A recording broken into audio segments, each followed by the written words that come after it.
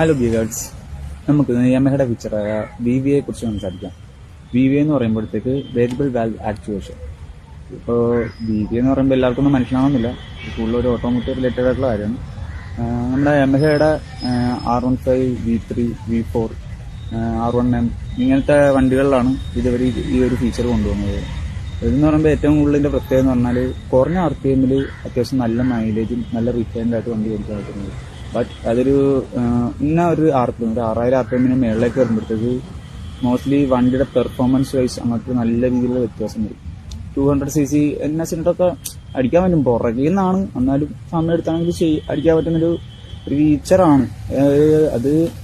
നമുക്കിത് കൂടുതലായിട്ട് കൊടുത്തത് V3 വെർഷൻ 3 തൊട്ടുള്ള മേളിലൊക്കെ V3 വരുന്നത് ഒരു 4 വാൽവാണ്. അതായത് ഇതല്ലാണ്ട് എക്സ്ട്രാ ഒരു വാൽവ് അഡ്ജസ്റ്റിങ് വേറെ ഇതുണ്ട്. അപ്പോൾ അതിൽ കൂടെ കൂടുതൽ ഈ ഒരു RPM കഴിയുമ്പോഴത്തേക്ക് കൂടുതൽ എയറും ഫ്യൂവലും ഇത് വലിച്ച് കമ്പഷൻ ചേമ്പറിൽ എത്തിക്കുകയും അത് കൂടുതൽ പവർ പ്രൊഡ്യൂസ് ചെയ്യാനുള്ള രീതിയിൽ ബ്ലാസ്റ്റ് ചെയ്യുകയും ചെയ്ത് കൂടുതൽ പെർഫോമൻസ് കിട്ടുകയും ചെയ്യും. ഇപ്പോൾ VVA ഓപ്പൺ ആകുമ്പോഴത്തേക്ക് മൈലേജ് കിട്ടണമെന്നില്ല. VVA ഓപ്പൺ ആണ്ട് നമ്മൾ നോർമൽ RPM-ൽ ഓടിക്കുമ്പോഴത്തേക്ക് നമുക്ക് ഈ വണ്ടിക്ക് നല്ല രീതിയിലുള്ള മൈലേജ് കിട്ടും. അതാണ് ഈ VVA എന്ന് പറയുന്നത്. ഓക്കെ.